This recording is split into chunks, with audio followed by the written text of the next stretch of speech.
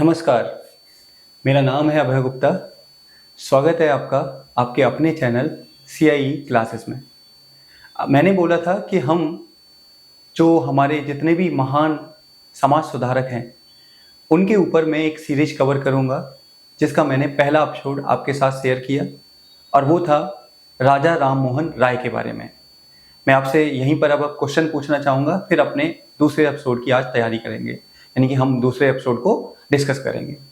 मैंने आपसे जब राजा राम मोहन राय के बारे में डिस्कस किया था, तो आप मुझे कमेंट में बताएंगे कि इनके द्वारा ब्रह्मो समाज की स्थापना कब की गई थी।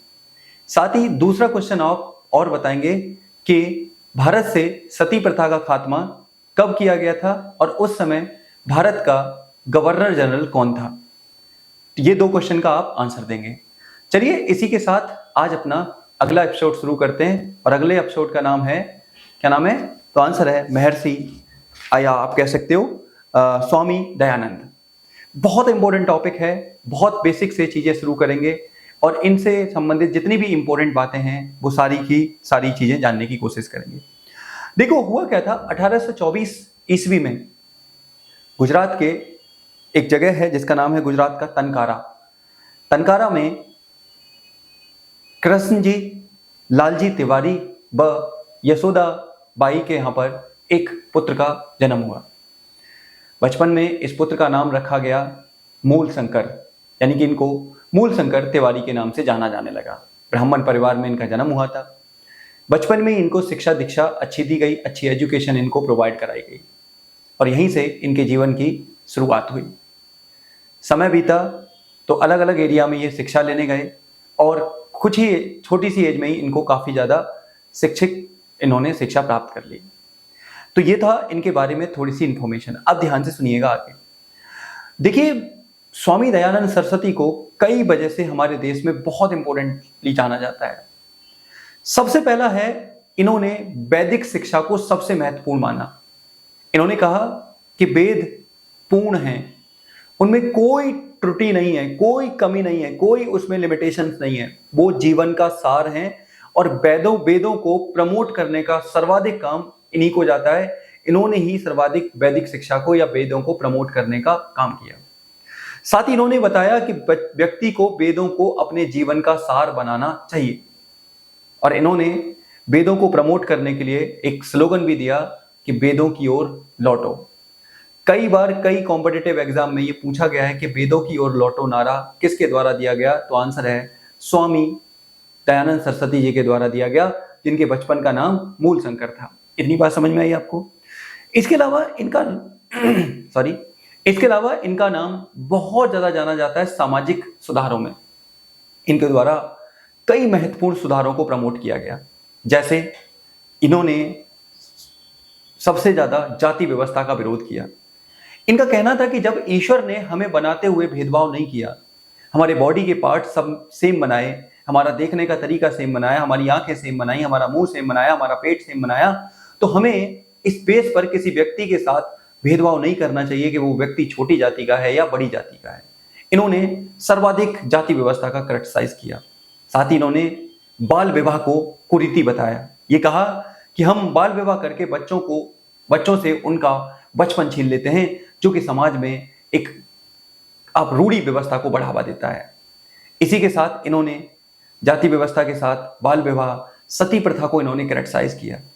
साथ ही हिंदू धर्म में फैली हुई बहुत सारी कुरीतियां, जैसे बहुदेववाद, मूर्ति पूजा, आडंबर, इन सब का विरोध किया। साथ ही ये कहा कि हमें इन सब में सुधार करना चाहिए। साथ ही इन्होंने कहा कि हिंदू धर्म की कुरीतियों की वजह से बहुत सारे लोग हिंदू धर्म को छोड़कर दूसरे धर्मों में चले गए हैं। जैसे कुछ लोग हिंदू धर्म को छोड़कर इस्लाम में चले गए, क्रिश्चियनिटी में चले गए या अन्य किसी धर्म में चले गए। तो इन्होंने, स्वामी दयानंद सरस्वती ने क्या किया, दूसरे धर्मों में गए लोगों को पुनः अपने धर्म में वापस लाने के लिए, पुनः उनकी घर वापसी करने के लिए इनके द्वारा एक बहुत महत्वपूर्ण आंदोलन चलाया गया, जिसे शुद्धि आंदोलन के नाम से जानते हैं।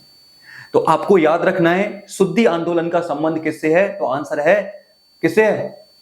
स्वामी दयानंद सरस्वती से। और इसका रिलेशन क्या है, तो आंसर है वो लोग जो किसी कारणवश हिंदू धर्म छोड़ चुके थे, पुनः उनको हिंदू धर्म यानी कि सनातन धर्म में वापस लाने के लिए इस आंदोलन की शुरुआत इनके द्वारा की गई। ये बात अच्छे से याद रखिएगा दयानंद सरस्वती के बारे में। दूसरी बात, इन्होंने एक बड़ा फेमस क्या बनाया, ऑर्गेनाइजेशन बनाया, और ये बनाया इन्होंने 1875 में, जिसका नाम था आर्य समाज। देखिए आर्य समाज का मेन काम क्या था, तो आंसर है समाज में सामाजिक सुधार करना, वेदों के ज्ञान की एजुकेशन को प्रमोट करना, साथ ही शिक्षा व्यवस्था को आगे बढ़ाने के लिए इन्होंने इसकी स्थापना 1875 में की। इनके द्वारा महिला शिक्षा, जाति व्यवस्था, बाल विवाह जैसे आदि सुधारों को बढ़ावा देने के लिए, यानी कि महिला शिक्षा को बढ़ावा देना, जाति व्यवस्था को खत्म करना और बाल विवाह को खत्म करने का काम इन्होंने आर्य समाज नामक संगठन के साथ मिलकर किया। ये सारे रिफॉर्म्स किसके द्वारा किए गए, तो आंसर है दयानंद सरस्वती के द्वारा ये रिफॉर्म्स किए गए। इसके अलावा इनके एक बड़े ज्ञानी गुरु बने जिनका नाम था बिरजानंद जी, और उन्होंने बिरजानंद जी के विचारों को आगे बढ़ाया। साथ ही इन्होंने सत्यार्थ प्रकाश नामक पुस्तक लिखी। सत्यार्थ प्रकाश यानी कि आपको सत्य ही रियल में प्रकाश है। इसके अलावा ऋग्वेदादि भाष्य भी इन्होंने लिखा, जिसमें इन्होंने वेदों के महत्व को बताया, वेदों की शिक्षा के महत्व को बताया। किसने, तो आंसर है स्वामी दयानंद सरस्वती ने। इन्होंने ही, ध्यान से सुनिएगा, हमारे स्वतंत्रता आंदोलन को प्रभावित करने वाला विचार जिसका नाम था स्वराज, सर्वप्रथम स्वराज का विचार, सर्वप्रथम स्वराज का आइडिया भी किसके द्वारा, स्वामी दयानंद सरस्वती के द्वारा दिया गया, जिसे सबसे ज्यादा पॉपुलर किसने किया था, याद करिए, स्वराज मेरा जन्म सिद्ध अधिकार है, मैं इसे लेकर रहूंगा। इसको लोकमान्य तिलक ने बनाया, पॉपुलर किया। जो किसके विचारों से प्रभावित था, तो आंसर है वो स्वामी दयानंद सरस्वती के विचारों से प्रभावित था। क्या इतनी बात आपको मेरी समझ में आई? थोड़ा सा ध्यान से चीजें समझने की कोशिश करिएगा स्वामी दयानंद सरस्वती के बारे में। उसके बाद इनका शिक्षा के क्षेत्र में बहुत इंपॉर्टेंट नाम है। इन्होंने वैदिक शिक्षा को प्रमोट किया, साथ ही इन्होंने गुरु परंपरा को महत्वपूर्ण बनाया। अब आपको मैं समझाना चाहूंगा कि हमारे देश में पिता पुत्र की परंपरा से ज्यादा गुरु परंपरा क्यों महत्वपूर्ण है, और इन्होंने इस विचार को बहुत इंपॉर्टेंट बनाया। मैं आपको एक एक करके समझाना हूं, ध्यान से सुनिएगा। आप जानते हैं कि भगवान श्री राम के सबसे बड़े शिष्य कौन थे, हनुमान, और आप उनके बेटों के बारे में भी जानते हैं जिनका नाम है लव कुश। आप मुझे बताइए, कहीं पर आपने लव कुश का मंदिर देखा है? तो आप कहोगे कि सर ऐसा कहीं नहीं है, लेकिन आपको हनुमान का मंदिर जरूर दिखेगा, और बहुत सैकड़ों में दिखेगा। राम के मंदिर कम दिखेंगे, लेकिन हनुमान का मंदिर आपको जरूर दिखेगा। क्यों? राम के सबसे प्रिय शिष्य कौन थे? हनुमान, जिस परंपरा को आगे बढ़ाया गया। एक और बात समझिएगा, मैं जो समझाना चाहता हूं ध्यान से सुनिएगा, कि जब आप अयोध्या में राम मंदिर देखते हैं ना, तो बड़ा मंदिर आपको किसका मिलेगा? श्री राम जी का मिलेगा। वहीं पर दूसरा सबसे बड़ा मंदिर किसका मिलेगा? आंसर है वो मिलेगा किसका? हनुमान जी का। उनके बेटों का नहीं मिलेगा। हमारे यहाँ पर गुरु व शिष्य परंपरा को आगे बढ़ाया गया है। हम लोग गुरु व शिष्य परंपरा में मानने वाले लोग हैं, जबकि ना कि हमारे यहाँ पर कौन से सिस्टम को, ना कि हमारे यहाँ पर वंशवाद वाले सिस्टम को बढ़ावा दिया गया है। हम लोग हियरार्किकल सिस्टम में बिलीव न रख के स्पिरिचुअल सिस्टम में ज्यादा बिलीव रखते हैं, जो कि हमने आगे बढ़ाया है। एक और आपको एग्जांपल देता हूं। आप लोगों ने द्रोणाचार्य का नाम सुना है? द्रोणाचार्य के बेटे का नाम कौन जानता है? तो लेकिन द्रोणाचार्य के शिष्य का नाम अर्जुन, कि उनका सबसे बड़ा शिष्य कौन था? तो आंसर है सबसे बड़ा शिष्य अर्जुन था। तो मैं वही बताना चाहता हूं कि इन्होंने इसी परंपरा को आगे बढ़ाया, और इसके लिए शैक्षिक व्यवस्था में इन्होंने काफी काम किया। बाद में इनके नाम पर आपने देखा होगा जगह जगह डीएवी स्कूल हैं, जो देश भर में 800 से ज्यादा संस्थाएं हैं जो चला रहे हैं। इसके अलावा इनके नाम पर बहुत फेमस यूनिवर्सिटी है हरियाणा में, जिसका नाम है महर्षि दयानंद सरस्वती यूनिवर्सिटी। ये भी आपने सुना होगा। तो दयानंद सरस्वती के विचार काफी ज्यादा महत्वपूर्ण थे। और देखिए एक और बात, वेदों में परिपूर्ण शिक्षा दी गई है। हिंदू धर्म के जीवन का, सनातन धर्म के जीवन का कंप्लीट सार दिया गया है, और साथ ही सनातन धर्म का नहीं, जीवन जीने का तरीका यहाँ पर बताया गया है। जीवन जीने की पूरी व्यवस्था को यहाँ डिस्कस किया गया है वेदों में। इसीलिए इन्होंने वेदों को बहुत ज्यादा महत्वपूर्ण माना। तो ये था कंप्लीट वर्णन महर्षि दयानंद सरस्वती के बारे में।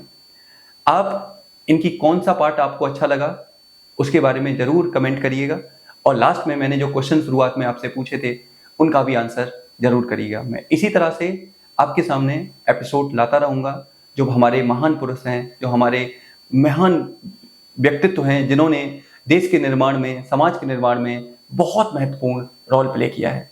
इसी के साथ मैं अपनी बात खत्म करता हूँ। मिलूंगा ऐसी ही क्लास में, तब तक आप खुश रहिए, मस्त रहिए और अच्छे से पढ़ते रहिए। जय हिंद, जय भारत।